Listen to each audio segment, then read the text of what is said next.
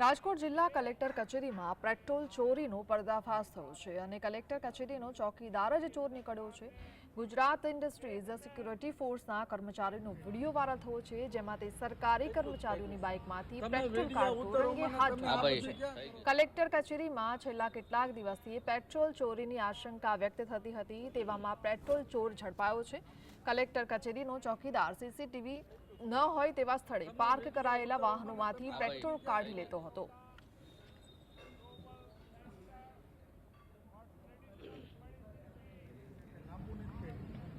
તો પેટ્રોલ ચોર કરનાર વ્યક્તિ ઝડપાઈ ગયો છે। રાજકોટમાં કલેક્ટર કચેરીનો ચોકીદાર જ ચોર નીકળ્યો છે, તે એવા જગ્યાએ પાર્ક કરેલા વાહનોમાંથી પેટ્રોલ કાઢતો હતો જ્યાં સીસીટીવી કેમેરા ન લાગ્યા હોય, પણ આખરે તેની કાળી કરતૂત કોઈએ પોતાના કેમેરામાં કેદ કરી લીધી છે। ગુજરાત ઇન્ડસ્ટ્રી સિક્યુરિટી ફોર્સના કર્મચારીનો વિડીયો વાયરલ થયો છે।